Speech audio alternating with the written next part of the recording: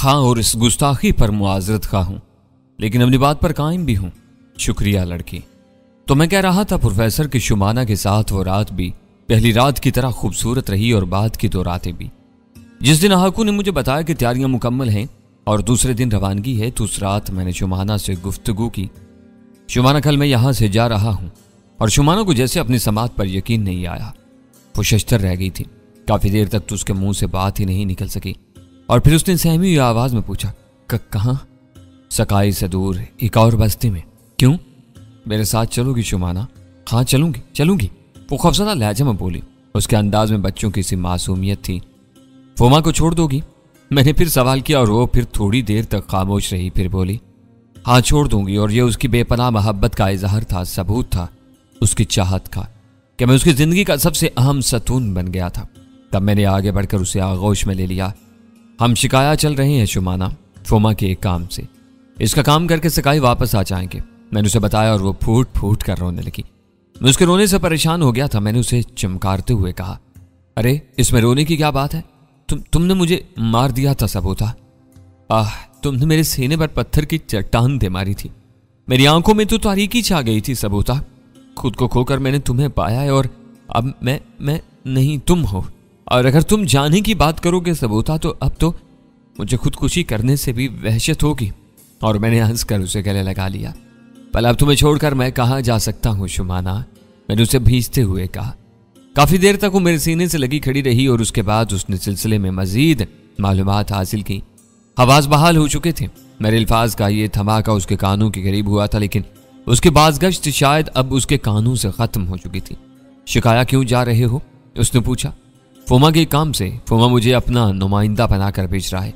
ओ, तुमने फोमा से बात कर ली है कि मुझे भी साथ ले जाओगे? हाँ शुमाना, तुम्हें न ले जाने का क्या सवाल पैदा होता है, मैंने जवाब दिया और शुमाना के होठों पर हल्की सी मुस्कुराहट फैलकी। मिलाकर दूसरे दिन मुझे ज़ेवदास से मिलाया गया था। जाहिर है मिलाने वाला हकीम हाकू के सिवा और कौन हो सकता था। ज़ेवदास ने मुतहय्यराना निगाहों से मेरी शक्ल देखी और फिर बोला, हकीम हाकू, तुम्हारा मेहमान तो अजीब सी शख्सियत का मालिक है। हाँ ज़ेवदास, तुम्हारा ख्याल दुरुस्त है, लेकिन क्यों? ऐसा क्यों है? उसने अचंभे से पूछा। ज़ेवदास, वो जिस कदर अजीब और होशियार है, तुम खुद भी इसका अंदाजा लगा सकते हो। हकीम हाकू ने जवाब दिया। क्या मुझे सबूता से थोड़ी देर गुफ्तगू की इजाजत मिल जाएगी? ज़ेवदास ने पूछा और हकीम हाकू ने मेरी तरफ देखा। गोया मुझे समझाना चाहता हो कि ज़ेवदास का मकसद जो कुछ है वो पूरा नहीं होना चाहिए। मेरे होठों पर हल्की से मुस्कुराहट फैलकी। हकीम हाकू ने हमें तनहा छोड़ दिया। ज़ेवदास ने बड़े पुरतपाक अंदाज में मुझे मेरी निशिस्त पर बिठाया और मेरे करीब पहुंच कर बोला, सबूता, अनोखे सबूता, सुन, इन बस्तियों के रहने वाले फोमा के परस्तार और उसके जानिसार हैं। हमारी खुशियां अचानक छिन गई थी। हम लोग उदास और मलूल थे। हमारी बस्तियों का मुस्तकबिल खतरे में था कि तूने हमें यह अजब मुस्दा सुनाया।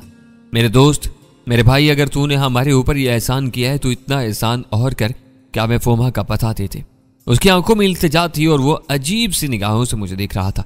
मैंने उसके शाने पर हाथ रखा और बोला, फोमा के वफादार ज़ेवदास, मुझे फोमा की खुशबख्ती पर रश्क आता है कि उसे तो जैसे दोस्त हासिल हैं, और मैं यकीन रखता हूं कि उसने अगर तुम जैसे दोस्तों से ताउन रखा तो उसकी जात को कहीं शिकस्त न होगी। सुन ज़ेवदास, मेरा फोमा से कोई ताल्लुक नहीं है। मैं तो बिल्कुल ही अजनबी दुनिया का इंसान हूं, एक ऐसा आवारा गर्द जिसकी जिंदगी को खुद करार नहीं रहा है। मेरे अंदर तहरीक रही है, लेकिन फोमा के लिए मैंने ये तहरीक रोक दी है। मैंने उसे समंदर में पाया और इंसानी हमदर्दी के तहत उसकी जान बचाई, और जब उसने अपने बारे में बताया तो मैंने उसी इंसानी हमदर्दी के तहत उससे वादा किया कि उसके साथ हर वो मुमकिन ताउन करूंगा जिसकी उसे जरूरत है। सो मैंने यही किया। लेकिन तेरा फोमा अभी जिस दौर से गुजर रहा है, इसमें वो मसलहतों से काम लेना चाहता है। उसकी ख्वाहिश है कि वो अभी जरदरू इंसानों से पोशीता रहे। इन लोगों को अभी उसके बारे में कुछ मालूम न हो। चुनांचे उसकी दरख्वास्त पर मैंने उसे एक ऐसी जगह पोशीदा कर दिया है जहाँ वो मुकम्मल तौर से महफूज है। तो क्या तुम मुझे उस जगह से रोशनास नहीं कराओगे अजीम सबूता? ज़ेवदास ने पूछा। नहीं ज़ेवदास, ये खुद फोमा की ख्वाहिश है कि किसी को उसकी रहाइश का इल्म ना हो। सो मैं उसकी ख्वाहिश की तकमील कर रहा हूं, क्योंकि मैंने उससे वादा किया है। मुझे यकीन है ज़ेवदास कि तुम मुझे अपने फोमा से किए हुए अहद पर कायम रहने दोगे और मुझसे ऐसा कोई सवाल न करोगे जो फोमा की मर्जी के खिलाफ हो। मैंने कहा और ज़ेवदास ने सर झुका लिया। बात इतनी ठोस थी कि ज़ेवदास को खामोश होना ही पड़ा। वो अजीब सी निगाहों से मुझे देखता रहा, फिर ठंडी सांस लेकर बोला, ठीक है सबूता, अगर ये फोमा का हुक्म है तो जाहिर है मैं तुझे उसकी हुक्म अदूली पर मजबूर नहीं करूंगा, लेकिन वो बिल्कुल ठीक तो है ना? हाँ बिल्कुल ठीक है, मैंने जवाब दिया। बिलाखिर ज़ेवदास से जान छुड़ाकर मैं हकीम हाकू के पास आ गया। जहाज के सफर की तैयारियां मुकम्मल हो गई थी। खुद ज़ेवदास मुझे हकीम हाकू के साथ जहाज पर अलविदा कहने आया और उसने अपने नायब खास और जहाज के कप्तान को मेरे बारे में खसूसी हदायत दी। उसने बताया था कि मैं एक अहम शख्सियत हूँ और मुझे नहायत एहतराम के साथ शिकाया पहुंचाया जाए, वहाँ मेरे कयाम का बंदोबस्त किया जाए और जब तक मैं वहां रहना चाहूँ रहूँ, और अगर मैं ज़ेवदास के नायब या कप्तान को कोई हदायत करूँ तो उस पर उसी तरह अमल किया जाए जिस तरह ज़ेवदास की हदायत पर, और मुझे वापस लाने का बंदोबस्त भी कर लिया जाए। बहरहाल शुमाना भी जहाज पर पहुंच गई और फिर जहाज के बादबान खोल दिए गए। शुमाना ने शायद अपनी जिंदगी में पहली बार अपनी बस्ती से कहीं बाहर जाने का तजुर्बा किया था। वो बेहद खुश थी। उसके चेहरे से इस बात का इजहार होता था कि वो इस सफर से बेहद माजूज हो रही है। जहाज के एक मखसूस हिस्से में हमारे लिए बंदोबस्त किया गया था और शायद मेरी हैसियत ज़ेवदास से किसी तरह कम तस्लीम नहीं की गई थी। जहाज के अमले के लोग मेरी खिदमत में मसरूफ रहते थे। हर किस्म की आसाइशों का बंदोबस्त कर दिया गया था। बेशक यानी जहाज के कप्तान से मालूम हुआ कि जिस जगह मैं कयाम पजीर हूँ वो ज़ेवदास की है और खुद ज़ेवदास ने उसे यह हदायत की थी कि मुझे इसी जगह कयाम करवाया जाए।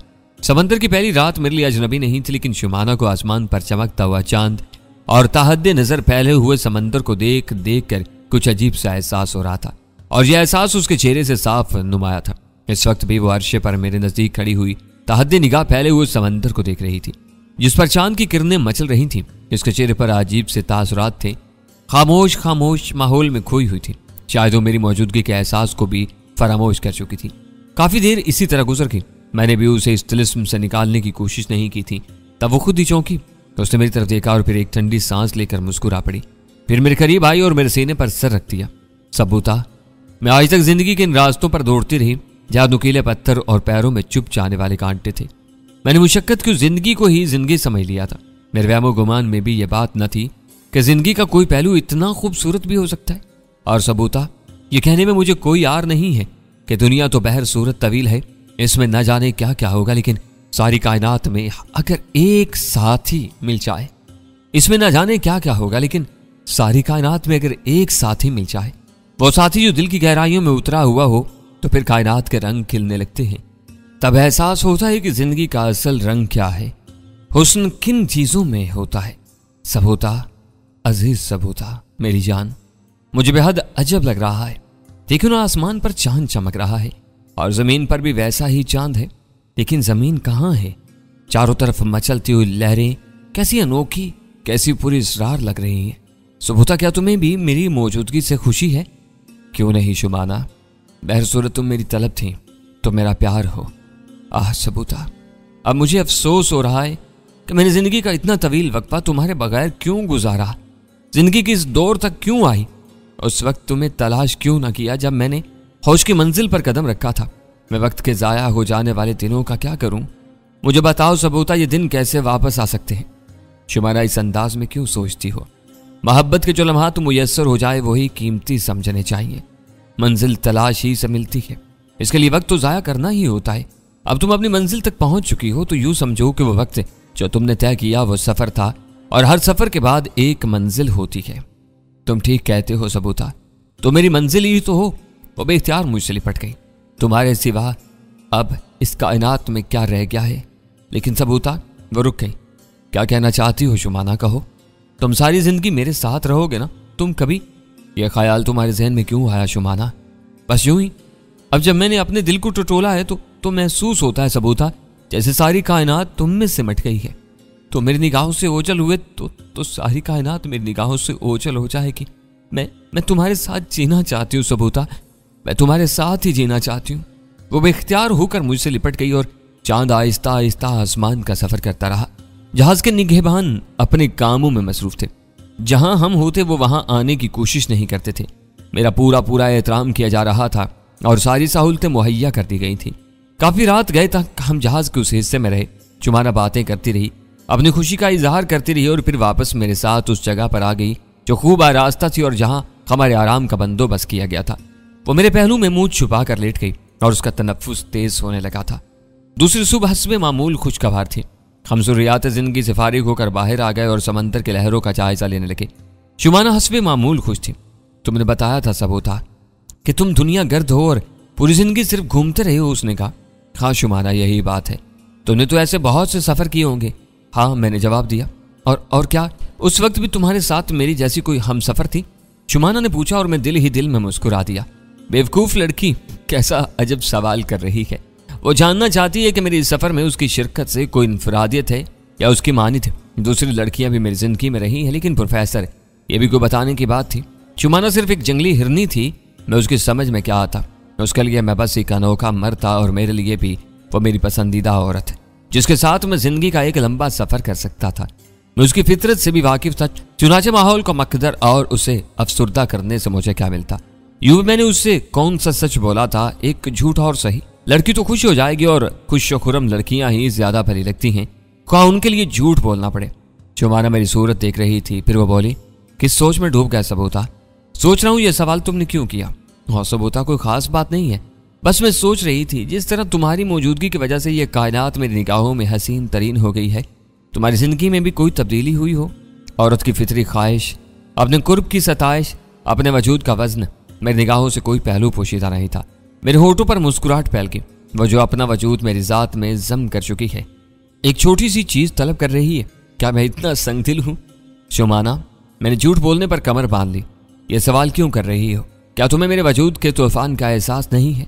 अगर मैं तुम्हें दुनिया की हसीन तरीन लड़की ना समझता, अगर तुम्हारे कुर्ब का जुनून मेरे ज़हन में ना होता, तो क्या इंसान किसी ऐसे वजूद के पीछे दौड़ता है जो उससे नफरत के इंतहा तक पहुंच गया हो, जो उसकी जिंदगी लेने की हर जतन करे? अगर तुम्हें यकीन आ जाए शुमाना तो सुनो, सलाका का कुर्ब, फुसीता की मोहब्बत का इजहार सिर्फ झुंझलाहट थी, तुम्हारी मोहब्बत हासिल न कर पाने की। और अब जब तुम मेरे इतने करीब हो तो मैं सारी कायनात पर अपना तसल्लुत महसूस करता हूँ। हाँ शुमाना, इससे पहले यह समंदर इतना हसीन नहीं था। मैंने आसमान का चांद भी देखा, इतना खूबसूरत कभी ना था। और प्रोफेसर मैंने देखा शुमाना के चेहरे पर मेरे अल्फाज के गुलाब खिलते जा रहे थे।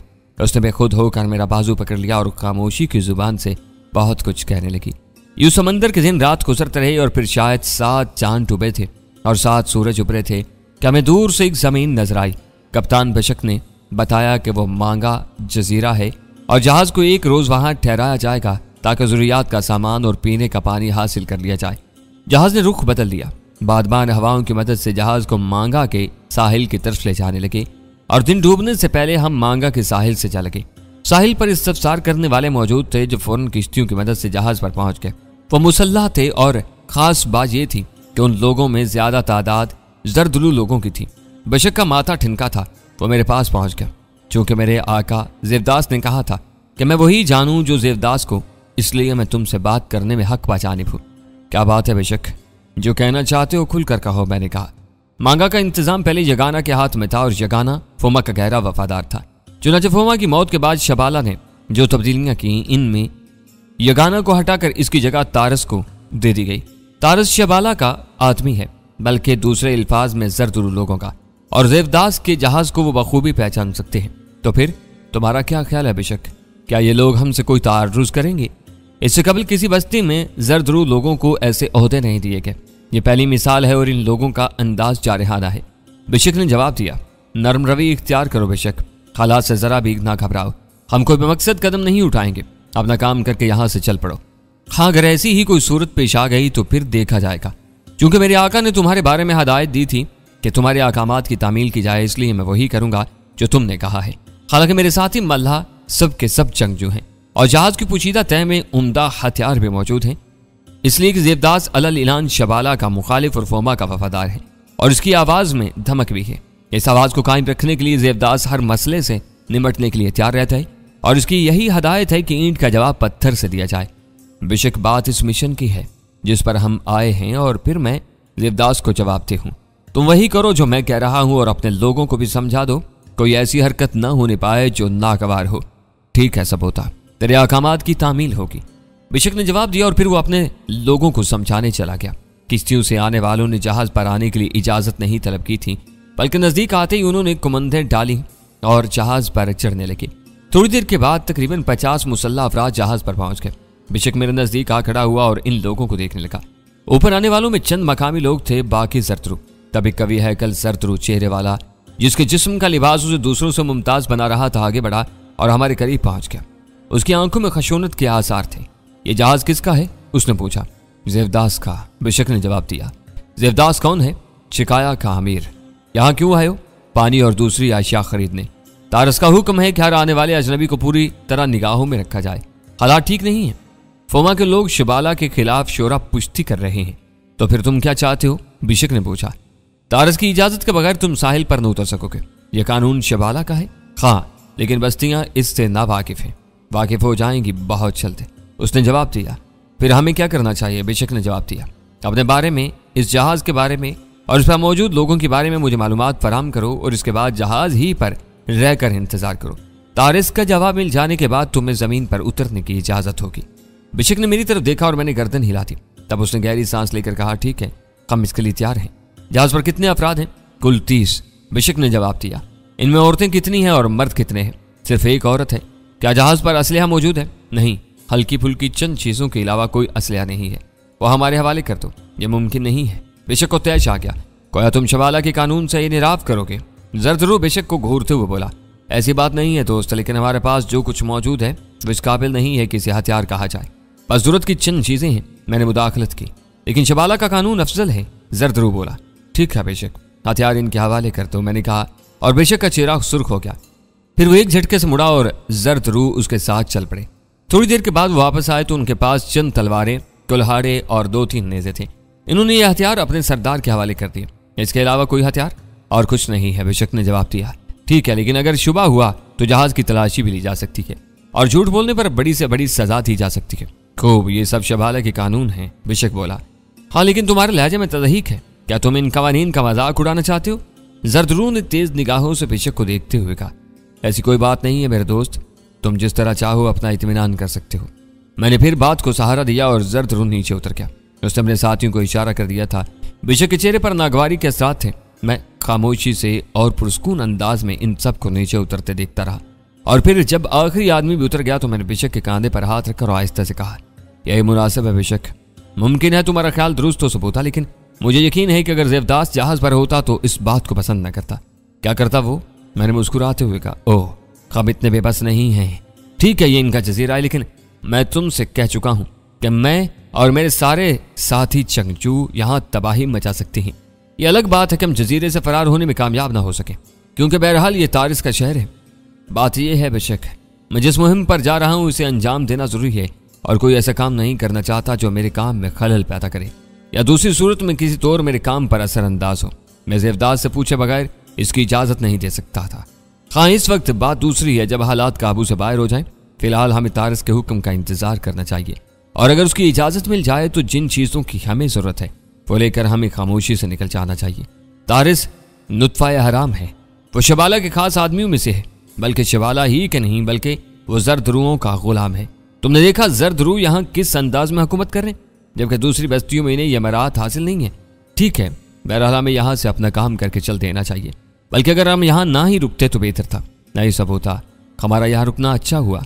कम से कम ज़ेवदास को ये इतला दे सकते हैं कि मांगा बस्ती पर जरदरुओं का इस कदर तसल्लुत हो गया है क्या वो मकामी बाशिंदों से खुलकर इख्तिलाफ कर सकते हैं।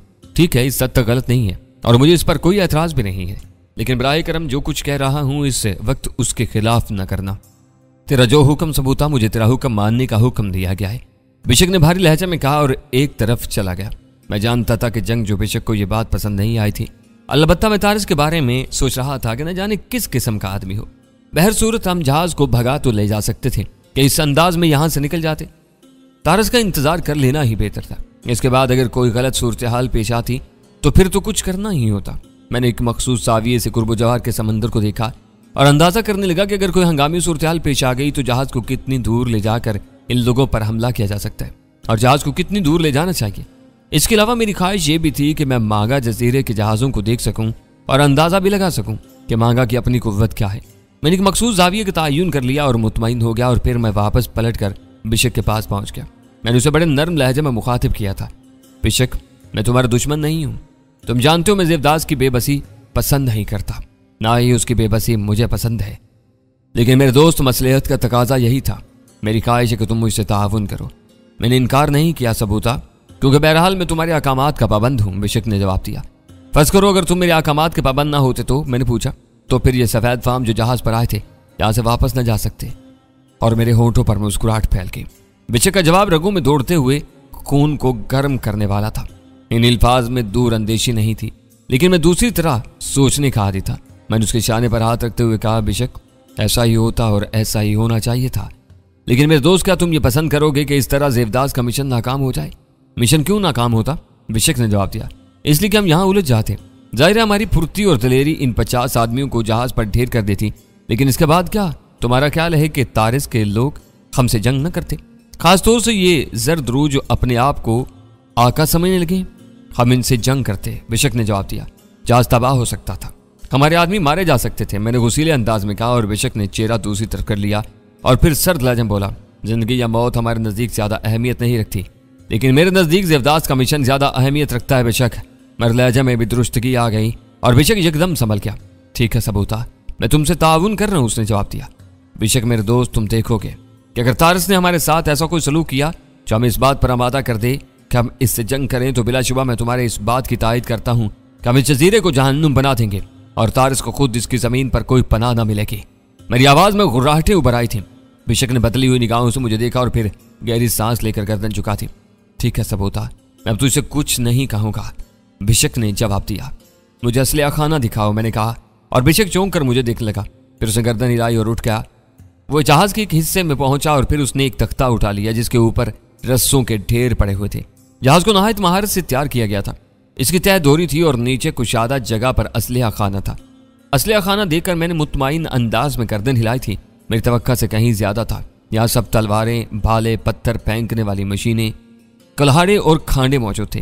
खांडा मेरा पसंदीदा हथियार था और यहाँ खूब भारी भारी कई खांडे मौजूद थे। मैंने खास तौर से उन्हें उठाकर देखा। बिशक गौर से मेरी तरफ देख रहा था।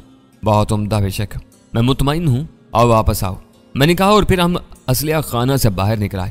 मैंने बिशक से कह दिया था कि वो इत्मीनान से आने वाले वक्त का इंतजार करे और बिशक खामोश हो गया था। ज्यादा वक्त नहीं गुजरा था कि जहाज से समंदर के किनारे को देखने वालों ने इतला दी कि किनारे पर बहुत से लोगों का हजूम हो रहा है।